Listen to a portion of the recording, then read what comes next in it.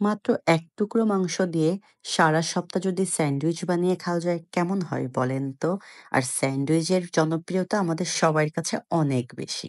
আসসালামু আলাইকুম সবাইকে।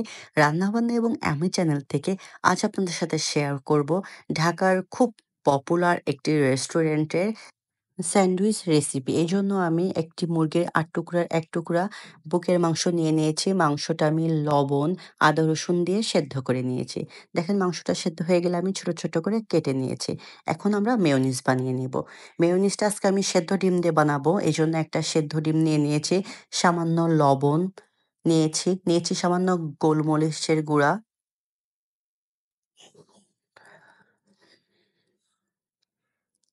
২ টেবিল চামচ পরিমাণে চিনি নিয়ে নিয়েছি।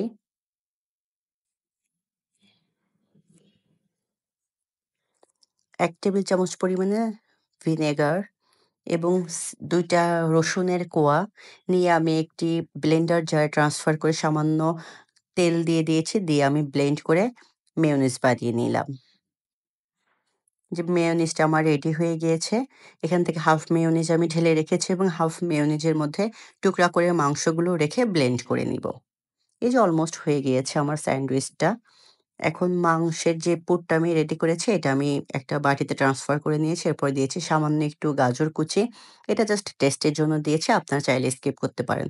আর ১ চামচের পরিমাণে চিনি দিয়েছি। চিনিটা দিয়ে আমি ভালো করে স্যান্ডউইচের পুরটা ভালো করে মেখে নিব এবং সামান্য একটু টমেটো সস ব্যবহার করেছি। এরপরে আমি পাউরুটি, স্লাইস পাউরুটি নিয়েছি। স্লাইস পাউরুটি চারিপাশটা কেটে নিয়েছি। আপনারা চাইলে একসাথেও করতে পারেন। সব রকমই আমি করিয়ে দেখিয়েছি। ছোট বড় বাচ্চাদের টিফিন থেকে শুরু করে এমন কেউ নেই যে স্যান্ডউইচ পছন্দ করে না।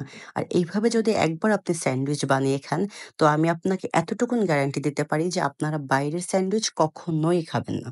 আমি স্যান্ডউইচের পুরটা দিয়ে পাউরুটিটা ভালো করে ব্রেড করে চারিপাশটা আটকে নিয়েছি দেখেন। এর পরেরটা আমি সাইডের অংশগুলো না কেটেই বানিয়ে নিয়েছি। যেহেতু বাসায় বানাবো, সব রকমভাবে বানানোর অভ্যাসই থাকা লাগে। আর বাচ্চাদের জন্য টিফিনে এর থেকে ভালো নাস্তা আর হতেই পারে না। আমার চ্যানেলটি যদি ভালো লেগে থাকে অবশ্যই আমার চ্যানেলটা সাবস্ক্রাইব করে আমার চ্যানেলের পাশেই থাকবেন। এরকম মজার, মজার ছোট, ছোট রিলস দেখার জন্য আমার Facebook পেজটি ফলো দিয়ে রাখবেন এবং দেখেন কত সহজে বাসায় আমরা স্যান্ডউইচ বানিয়ে দিতে পারলাম। আজ এ পর্যন্ত ভালো থাকবেন সবাই। আল্লাহ হাফেজ।